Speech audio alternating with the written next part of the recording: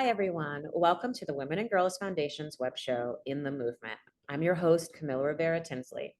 Each month, we interview incredible people who are working towards creating a more sustainable and equitable future with conversations focused on gender, racial, and environmental justice.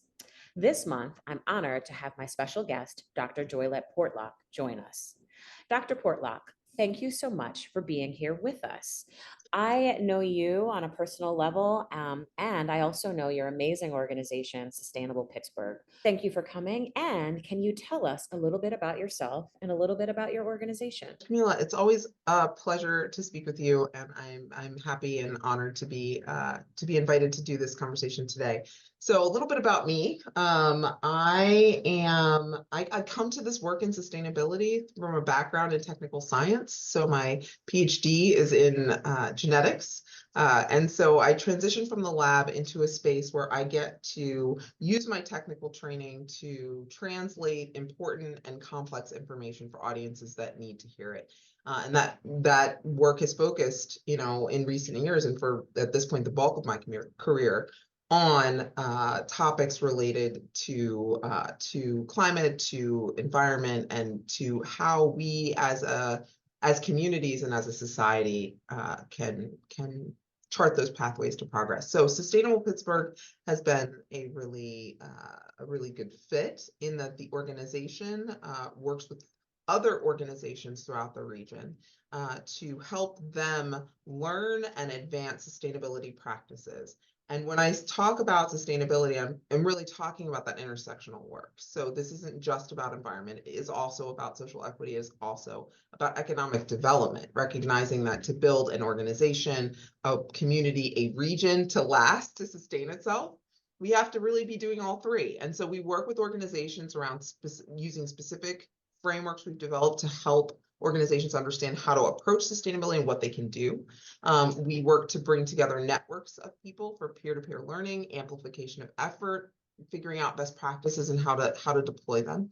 And sometimes we take our efforts in a direction toward targeted initiatives to address specific emergent or urgent challenges.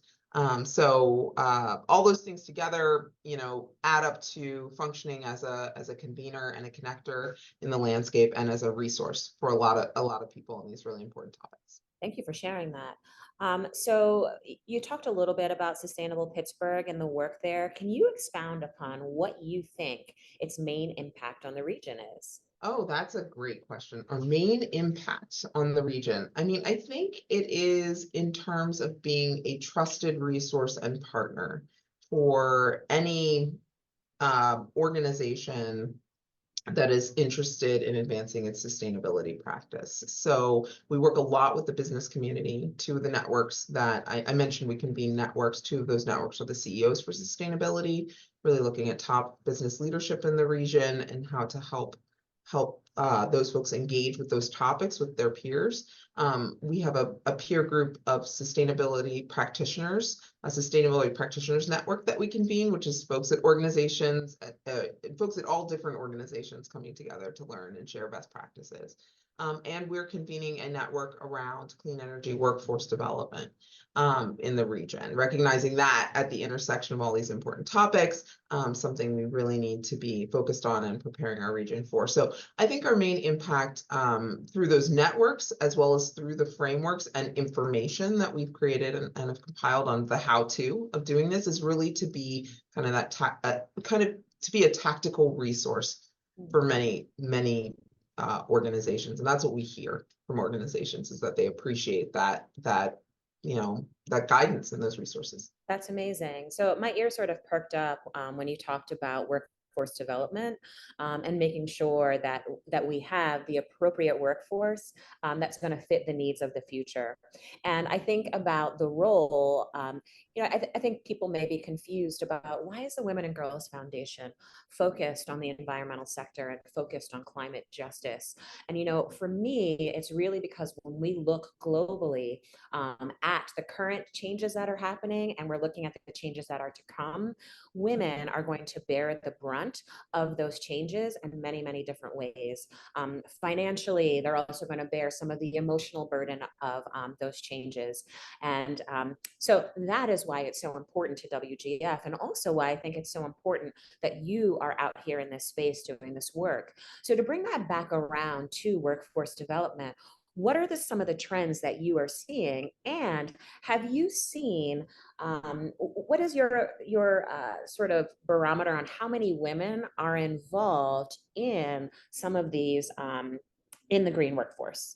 Yeah, that's a great observation. I mean, I think it's absolutely true that if we look at what is happening with our changing climate and the who's bearing the brunt of those impacts the world over, it's been shown time and time again.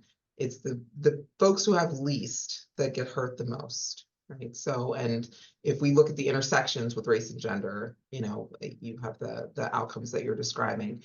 In terms of the workforce, here, we're working around clean energy workforce development, which folks, when I say that, people think immediately this is the person installing the solar panel on the roof of my building, which is absolutely 100% a clean energy job. But clean energy jobs, I have this down pat now.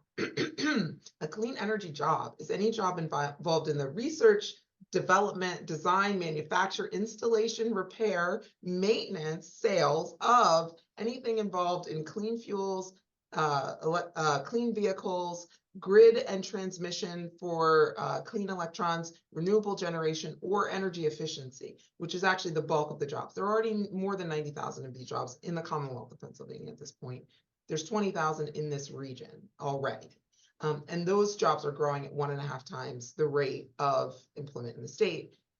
And what we do know is that there absolutely are disparities. There are far fewer women in these jobs than men. The disparity is pretty clear. And so part of the work that we're doing as we're evaluating what the regional ecosystem needs to do to be able to accomplish the multiple goals of the economic engine that these industries really can be for the region, at the same time as we're looking at those environmental challenges, is to figure out how we can address the many different axes of inequity that exist across the region, and make sure that people who need to be engaged in these jobs the most, which I would include women in that, are able to access those pathways to opportunity. So, talking about the impact that climate has on the economy, from your perspective, why should businesses be focused on finding solutions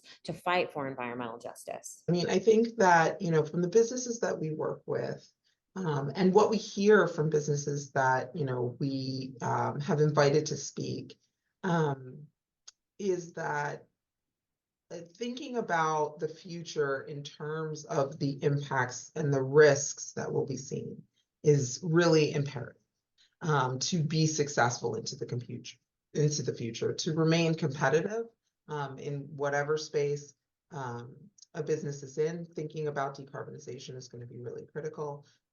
It is where many different industries are moving. And I think there's another piece to it too, is that there's an increasing recognition that being a good community partner is also an important part of what a business needs to be doing to be successful. And those are pressures that, businesses are seeing from their employees, from their customers, and from the communities where they are located. So it really is a sustainable business strategy is also a good business bottom line strategy. Absolutely agree. So I want to pivot a little back toward intersectionality and maybe your personal story. So here at WGF, we like to center the experiences and the needs of self-identified women. And in particular, we're really looking to uplift women of color and to think about how we can solve some of these issues that are affecting women of color more than they're affecting other populations, because we believe here that if we're able to solve problems for people who are the most challenged, it actually lifts everyone up, so that we can make sure that we have a better, greater Pittsburgh community, better Allegheny County, and better Pennsylvania for everyone. So It is so important, as a fellow woman of color that started off her career in the environmental space. I know that when I started, I rarely, if ever, saw anyone that looked like me or that came from a diverse background. And so I know that it does my heart good to see another woman of color in a position of power. And I'd love for you to speak about how you got to the space. So, what are some of the key moments in your life that got you into the position and got you thinking about the importance of environmental justice? That's a big question. And so let me take a little bit of a few pieces of it. So for me, I think consideration of, how we interact within our relationship to the rest of the natural world has always been kind of a thread for me personally for, my whole life. And I think that it hasn't so much come from, you know, kind of this empathic sense for other species that we're hurting, and kind of some of the devastating images and things that we see happening to the environment. For me, it really comes more from a place of logic and fairness. I think just a sense of fairness to people, to all of the people who are um, going to be living with the legacy of what we do now, as well as all the people living now who have a disproportionate share of that burden. And so it really, for me, is about how do we logically assess the practices that a lot of the practices that we are using right now are inherently unsustainable, and we can't keep doing them. We do not have the resources or the consequences are too great to continue doing them. How do we reframe and create pathways that can get us to a space where logically we need to be in better relationship with the people around us and the spaces around us. So for me, that's been a thread kind of all along, and I've been lucky enough to be able to be in places where I've been able to have opportunities that have allowed me to reach a position where I get to do that full time. Well, I am glad that you are sharing your passions, your logic, your intellect, and all of the things that you bring to this field with me and with the greater community. Because I think it's so important for young people, young women, young self identified girls to be able to see people that look like them in spaces so that they also can strive to be in those spaces. There's very many different ways that we can enter into the conversation and that we can enter into the fight to make sure that we're living in a just and equitable world. And so we at the WGF really appreciate all that you bring to the table. And we hope that you inspire some other young people and some other individuals to bring their very special and inherent gifts to the table as well, because it takes all of us and it will take all of us, and we must support one another. Yeah, if I can add one more thing to that, Sure. because that's absolutely true. It takes all of us. And something that I've said in many different contexts is that none of us got into this. This is not an individual burden. I think when a lot of people think about these topics, they feel individually very responsible, and that can lead to hopelessness or frustration very quickly, or feeling like your voice doesn't matter, your actions don't have an impact. And so what I say to that is, this is not any of us individually. This is a collective set of challenges, and our solutions will have to be collective. So whatever that looks like for you, if that's in science, if that's in education, if that's in business, if that's in government, if that's whatever that looks like, there absolutely is a way for you to take your passion and your values into whatever rooms you find yourself in, and that voice is important for all of us to share, no matter who we are or where we come from. This is all of us. That is such a wonderful way to wrap up this segment. I know there's so much more that you can share with us, and I hope that we get a chance to chat again about some other issues. And definitely looking forward to supporting and amplifying your voice and your work. So let's end by talking about how people can get involved with Sustainable Pittsburgh. So absolutely visit our website, which is sustainablepittsburgh.org. On that website, you can find links to sign up for our newsletters to stay in the know about the many different programs and partnerships that we're engaging in. You can find links to our social media accounts, of which there are several. You can find a contact form if you're interested in volunteering or participating in any of our networks. And you can find a link to donate if that's something that you're interested in doing too. Donations, we know that donations and budgets and money is always the bottom line. And you can tell what our society cares about by what we spend money on. So yes, it's so important. If you care about making sure that we've got a just and equitable environment, please donate to Sustainable Pittsburgh. So it's been so wonderful to learn about you and to share you with the world. And I'm looking forward to the next time we run into one another. And for anyone else who is checking out our work here, please make sure that you stay tuned in to what the Women and Girls Foundation is working on. You can find us on our website at wgfpa.org, and you can also find us on Instagram and on Facebook.